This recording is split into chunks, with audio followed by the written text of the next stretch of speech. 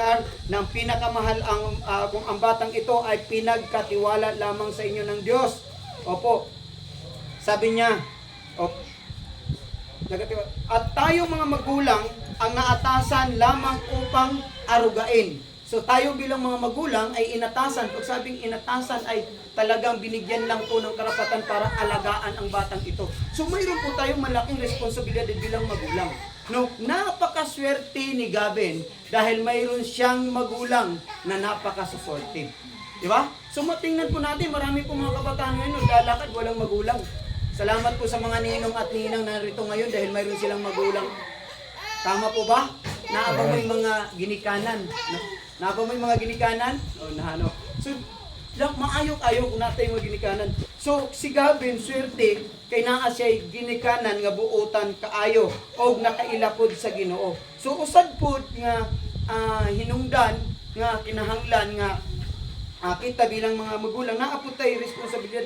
Unsa man ang atong responsibilidad kung sa may atong trabaho para sa atong bata mo, giingon din nga kanang alagaang mabuti. So pag sinabing alagaang mabuti, palakihing mabuti, ayon sa tuntunin ng Diyos, hindi yung ayon sa kalooban lang natin, sa gustuhan natin. Daghang mga ginikanan na kung unsa lang ilang gusto, maupod ang ilang pagpadako. Kaya abi ninyo, kining pagpadako nato nga dili subay sa kabubuton sa Ginoo, kung unsa kita na ginikanan, maupod ang bata. Kaya ako kung dumdumon kiniperme. Na kung gusto nimo ang bata na maayo pagdako, magbinuotan pagdako, untani kita nga mga ginikanan, maayo pud ka sa ilaha. Amen. Ngano man kay giingon diri ang magulang ang example sa bata. Na ako'y pangutana sa inyo, ngano daghan mang mga bata karon, gamay pa lang, grabe naman kaayo mo, asa man magmura. Basta man sa Tagalog ay Bisaya ka nang magmura. Mamalikas. Mamalikas. Opo, no?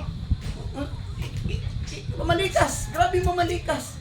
Akong pangutana, diin man ni nakatunan sa bata, nga hibaw naman siya mamalikas, nga gamay pa man siya. Mga ninong at ninang, sa inyong pagsabot. Sa inyong pagsabot.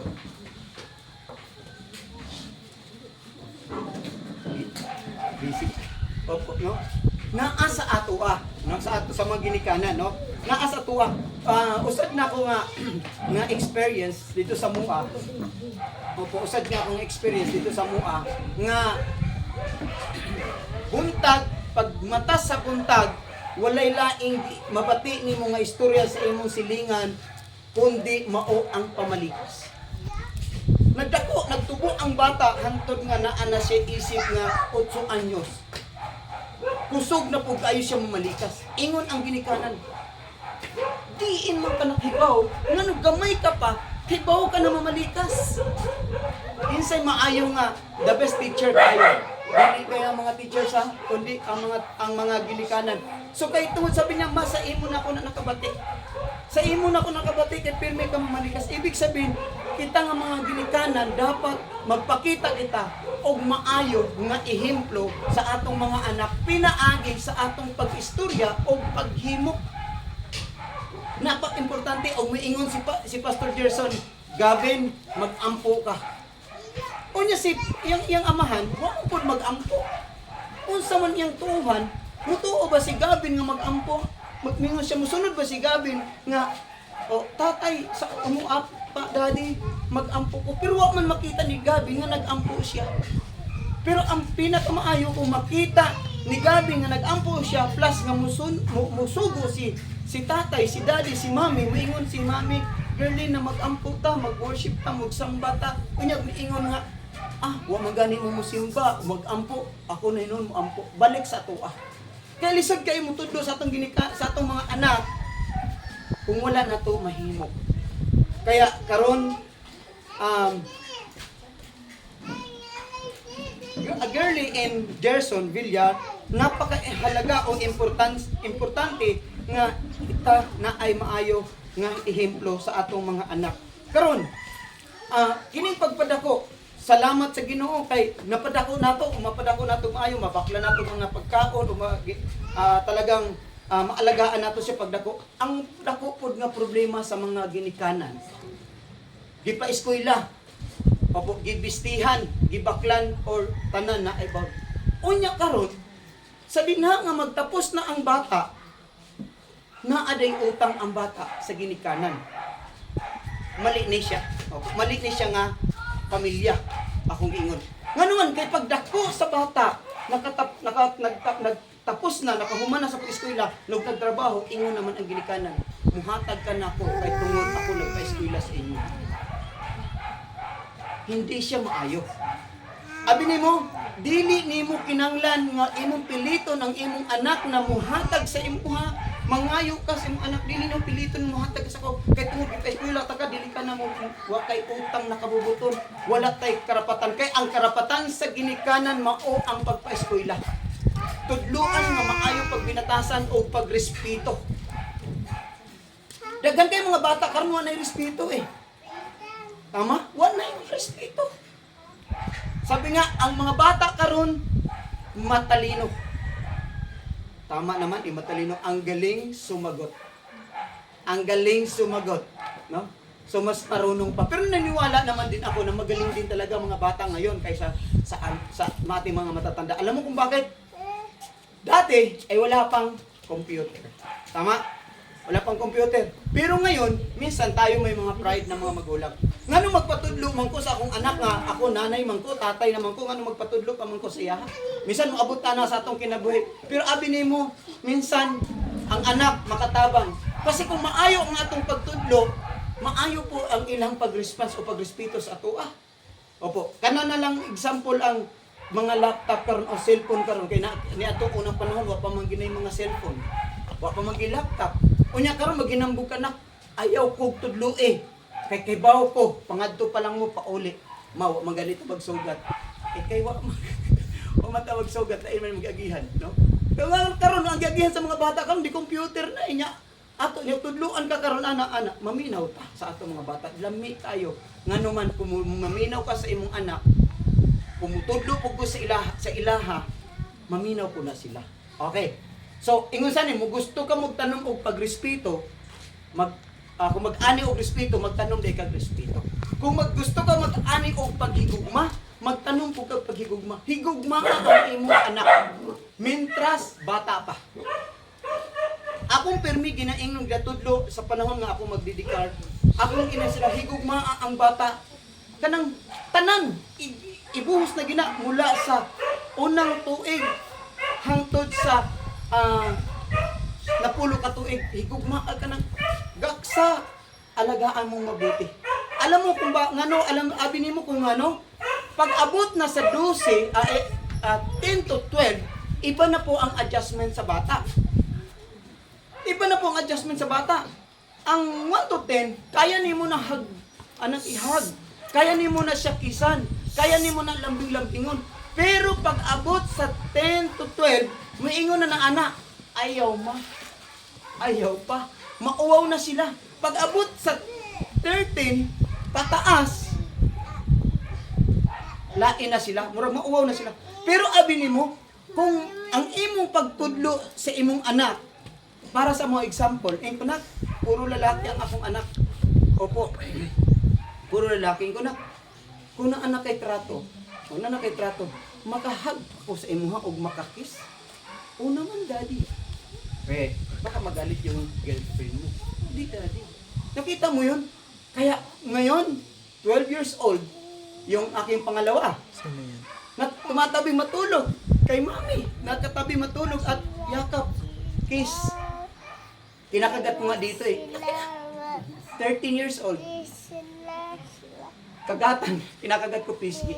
Sa inahag. Kay pangarap, gitudlo. Ibig sabihin, nagtanong og paghigugma, makaani po ta og paghigugma. Kaya gani sa buhay nila ni Pastor Gerson, dako kayo, bulahan kayo, kay makamao kung unsaw pagpadako sa bata. Daghan kayo nangitag, ginikanan ng respeto. Nagrespeto, ang putana, nagrespeto ba ta sa atong anak? Niya pa, sa pag-abot, sa pagdisiplina sa bata, kusog kayo ta mo istorya. Ang bata may mauwaw. Ang bata po kay bawo na mauwaw. Ilang taon na to? 4. Oh, how many years? How old are you? O, for English speaking yan eh. Oh. So, for, bunali, mauna na siya. May kauwaw na ang bata. Karon, kay naa siya kauwaw, ayaw bulali daghang tao. Muning yun sa nga, pag-aruga. Dito na sa pag-aruga, ayaw bunalis daghang tao. Unsay yung may himuon. Dili po, sa pinaagi sa baba, madisiplina ang bata. Kay ayaw din, ay lagi na bunali, kibutan, banangga, ay nako na. Nayaw, anak. Kay ang baba, dili na makadisiplina. Ang makadisiplina po na siya kung kauban po nimo sa imong istorya nga kaya nimong himuon. Anak, huwag mong galawin yan, mapapaso ka. Opo. Tanan ba diri nga may mga magulang na? Lahat po ba tayo magulang? May young people. O, dalaga. Dalaga na ay dalaga. May dalaga. Opo. So, tingnan nyo po, swerte. Pagdating ng panahon. Kasi alam niyo na kung paano ganun. So, balikan natin yung, nak, wag, mapapasok. Ang bata, damor mong binabawalan, damor po niya ginahilabtan. Ako mo, ang maayon ni mong himuon, kay tungod, di man sa mo i-reverse ni mo. Guniti na. Pati, guniti. Di na guniti, di na siya magunit. Nakita ni mo, dako pagkaibahan. So kita po doon tani, nga halimbawa na mabutang panahon na mo tudlo ta, mo disiplina ta. Gusto na ko balikan ni atong pagdisiplina. Mo na imong himuon, nagkamali siya dito sa kwarto kay ako man ang ginagamit na pag nagkamali sila sa kwarto gyud. Kini akong bunso. Bunso na ba o ano basta kay si Kali medyo prayer talaga, grabe yung prayer ko kay medyo may naay gamay nga kapag kabuutan. Atong inong pagkabuutan. Kay atong inon nga magkulit, kay mo tatak silang isip na kulit gid. Tama? Kaya ayaw ibabati sila ha nga kulit. Inon mo butan yun ni masunuri na bata. Nya akong pag di ka maminaw, mabunalan ka. Unya, nakalimot ko sa akong gitudlo. Ako muna, sige, bunal. Unya, kay mukatawa naman niya, magsuri na, di na mabunalan. Sabi ko, murag di gahit naman yung ulo. Wag bunalan dayon. Unya karon, kung dili mabunalan, ako nga nangangadto sulod sa kwarto. Karon, ang maayaw nga bata, kay ang nahibaw-an niya, pag sulod sa kwarto, luhod na siya. Wa pa nimo ina nga muluhod, pero ang among pamaagi, muluhod, luhod. Karon, kay ang kanang magwang nila naduha. Pag sud sa kwarto muluhod, pag wa na di na muluhod. Pero siya, pag sud siya sabi ng mami niya get inside, muluhod na siya dito. Tapos puhag unlan ug ibutang siyang tuhod kay sakit na luhod gyapon. Tapos sakit na iyang tuhod, lingon na siya mga ilang minuto na 5 minutes na, "Mami, where are you? Mami, where are you?" Kung si mami niya ang nagpasod sa kwarto. Kung ako po ang magpasod sa kwarto, mingon ko siya, "Where are you, daddy? Where are you, daddy?" Kay sakit na dahil. So ako din siyang istoryahon. Kay dito na ko istorya ko na abini mo na. Nagtutog siya sa ko. Abini mo na kanang di ka gid mabunalan kung naminaw ka lang ang tao. Pero abini mo, bunalon ta ka kay tungod nagkamali ka. Ayaw ina nagsuri ka na okay na to. Wa nay bunal. Promise is promise. Tama? Magdumdum na sila. Karon, pag ingon ko sila ha, istorya may di maminaw sa istorya. Uli nga rin. Dili. Pag ingon ganin ako nga, pag di ka maminaw, ang sunod ana, bunal. Himua. Kay naanay, pag sunod nga muabot na siya, hadlok na. I-apply ni Pastor Gerson sa iyang panganay. Kay ang akong call sign, maupod. Ang hinaunan ko, kaya iro may mugutubag. Ang iyang anak, ang panganay niya, may nagtawag garo, murag parehas man. Di ba?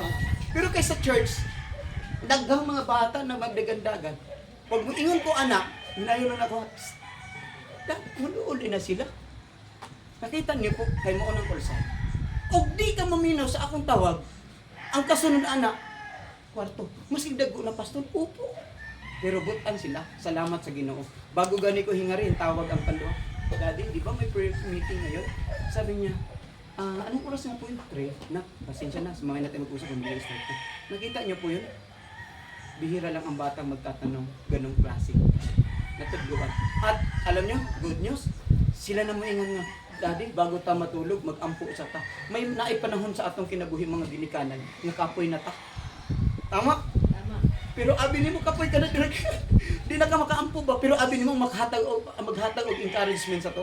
Dili lang ang tao ang pamilya. Daddy, wake up. Pray tayo. Ayaw tulog isa, mag-ampo isa. Kamo na lang. Dili. Nakita nimo. Kay gamay pa, gipakita nimo nga nagluhod-luhod ka. Gamay pa, nagbuklat kag Bible o nag-ampo ka. Kaya pag dako, dili na problema. Pasunod doon sa Ginoo. Lisod ba pagpadako o pag-aruga sa bata? Dili lisod kung ang imong istorya gihimo pud nimo. May napag kay istorya? Di ba? Lamig kayo. Kaya ang pagrespeto, kung gusto nimo mag-ani og respeto, magrespeto po ka sa bata. Bata po muna pastor. Abi nimo karon kay kini sa probinsya, gikan pud ko sa probinsya na nakamaton pugo ka na ganing buot sa probinsya. Naitawag sa kanang mga inahan nga ano? Ano bang tiyog ba? Example na ako. Halimbawa, Joanna. Ole! O di ka mo, mabunan lang tiyog ka. So, na ang bata. Kuha na bunal kay daghan ng sige tawag mo na ganun. Unya karon, daghan na bunal. Pag layo pa lang bunal ay kay ka nagulog ay bunal din. Nya bata. Ang grabe, sakit ng kayo ng tumoy sa lubi. Unya, wasya kibaw ko sa iyang mali. Sige pagbunal, sige pagpangasaba. Ang akong pangutana, nakasabot kay ang bata sa pagdisiplina sa inahan. Tama. Kasabot wala. Wala. Unsay nasabtan niya ang sakit kayo.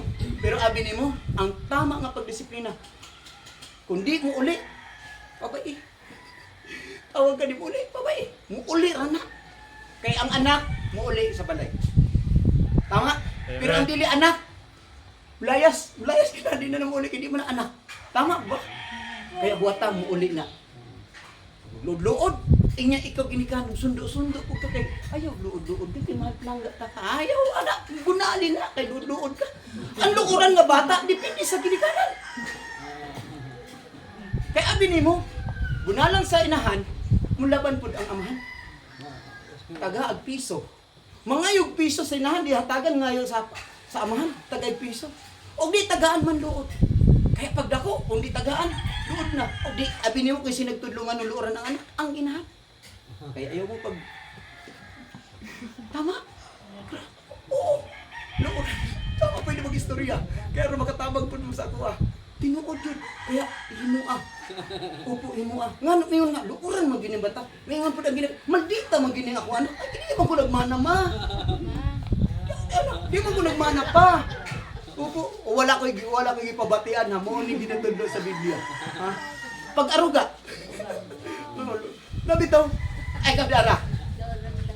Ang akong inahan, luoran ayo. Maay gani. Luoran po ko. Oo, luoran po ko. May gani, nakaila ko sa Ginoo mintras bata pa. Oo, nakaila ko sa Ginoo. Karon, ning istar ang akong ginikanan sa amua. Hintukar ang iyahang pagkaluoran, dili mo sabay. Unya pag abot sa alas 12 sa gabi, mukaon. Ang akong gihimos pagkasunod kay di man mo sabay, akong gitago ang kaldero. Kaya kay, ano mo, may iro. Ako ni.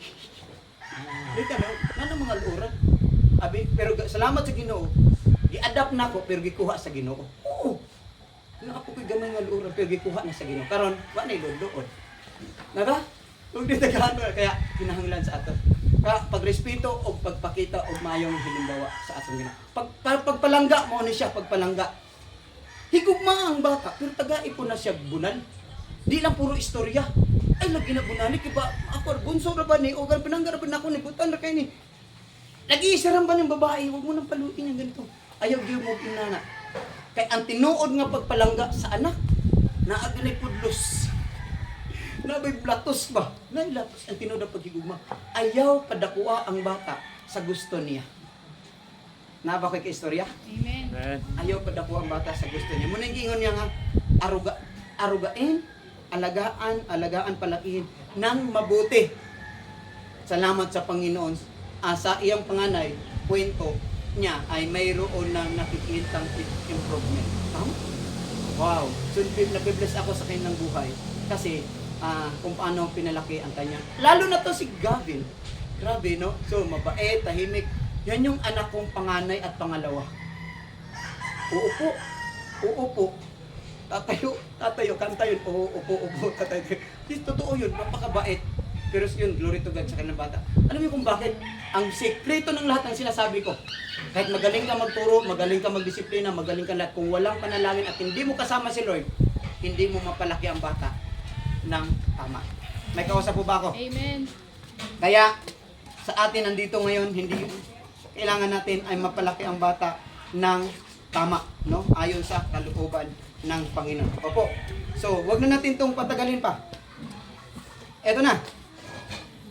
Gusto ko po palang i-highlight yung sinasabing na mayroong malaking problema dito pagdating sa pag-disiplina sa bata, na pag nagdisiplina si lalaki, kakampi si mami, may laking problema po yan. Ang resulta nun, spoiled ang bata. Ang tawag na spoiled ay lumaki ang ulo. Di ba? Lumaki ang ulo na parang hirap po. Kaya, pero marami ring mga pamilya nag-away dahil sa pagdisiplina. May na-encounter? May naamoy na, basta may na-encounter ka ng nakabagat pa mo anak, nga pamilya nga, dahil sa pagdisiplina lang, nag-away sila. Tinuod na, kay nga naman, di man maayo ang ilang tag. Kaya ang lalaki mo bunal, grabe. Ilalang yung lalaki diri. Grabe ang lalaki mo bunal. Pero abi ni mo bunal, pero dili man na mo ginapatay. Ang babae pa no, sige yung nana, sorry sa mga babae. Ang babae, dagan kay nana, pero gamay ng bunal. Tama, di ba? O dagan mo pong bunal, dagan pong inana, di po pasabtan. Pero ang tamang pagdisiplina yun, bunalig ka isa, muhila, muhila, papay, di mo may mamatay sa hila. Tama? Ay, grabe. Mayroon pa ako na pumasok na sa isipan ko ngayon. Abinin mo karon mga bata, grabe na, artista na kayo. Mangayo kwarta, ug dili mo tagaan, unsa himuon. Sa satsatsahan ka, hilak-hilakan ka. Tama? Unya ikaw, kay maumang ka, imo na lang tagaan. Abi niyo paborito sa bata taga mangayo kwarta? Dili sa balay. Abi niyo asa? Sa daghang tao. Daghang tao nga naman, mauwaw man ang ginikan. Ay, lagi, wala pa tayo kwarta niya, sige kapag pangayo yun. Musiyaw. Oh, tama na musiyaw. Abi ni mo? Oo, abi ni mo. Nakamat ngon ko, na ginikan mo, ingon na dito sa mga sa church. Ingon, nagkikiwat tayo kwarta. Sige mo pangayo. Pero ako, ayaw pangusi dito sa church. Ayaw pangusi dito sa inyong lakaw. Pag uli sa balay, halin mo pangalan, Juan, sud sa kwarto. Sa imong gihimo dito. Wa. Usa wa. Sige kag pangayo. Wag. Ay pud ing nangaway kwarta. Kay mo abot po silang pagdako si mamo igi kwarta. Imo may bakong bibig. Uy kwarta ana. So imong istorya pag abot dito latusa. Ayaw pog daghan na. Duha lang na may lamat talaga. Ibig sabihin may dating sa kanya, ramdam niya. Ana ang paghigugma o pagmahal sa anak. Okay, di ba? So may chance pa. Sa mga may pwede pa mo mga anak mo para ma-disiplina ninyo maayo. Okay. Ha? Olhi na? Mala na daw. Ha? Mala na daw. Ano malana? Tuyo. Ay, malana. Okay. Sorry. May na mga Tagalog, Bisaya ko nun, lawang kayo ba? So para kung naghirapan po ng Tagalog, magmara. Opo. So si Sarah gani. So, doon lang muna tayo, no? Sabi niya, ang mga bata, okay, Pastor Gerson, sabi niya, ang mga bata ay isang handog na kayamanan sa Panginoon. Ito na. Ngayon, mayroon akong tanong. May tanong po ako sa inyo. Okay, malapit na ito. Kayo ba ay nangangako sa harapan ng Diyos at sa harapan ng kapulungan ito? Gagawin ninyo sa tulong ng may kapal ang lahat ng inyong makakaya upang palakihin ang batang si Gavin ayon sa dakilang kalooban ng Diyos para sa kanya? Opo. Yes po. Okay. Itong pangalawang tanong. Kayo ba'y nangangako magsisikap upang makapagtatag ng isang Kristiyanong tahanan na puno ng pag-ibig, kapayapaan, at kasaganaan? Opo. Kayo ba'y nangangakong magpapakita ng magandang halimbawa para sa kay Gavin sa isip, sa salita, at sa gawa? Opo. Last. sapagkat dumating ang panahon na lumaki ang at tawagin ng Panginoon si Gavin sa isang buhay na paglilingkod sa Diyos. Ipinapangako ba ninyo hindi ninyo ipagkakait ang batang ito? Opo. Opo. Maraming salamat po. Palakpakan natin ang Panginoon. Sino po rito ang mga ninong at ninang? Wa pa jud mo abot ug ako rin nag-usa nagtaas og kamot. Papa, Wapay ninong?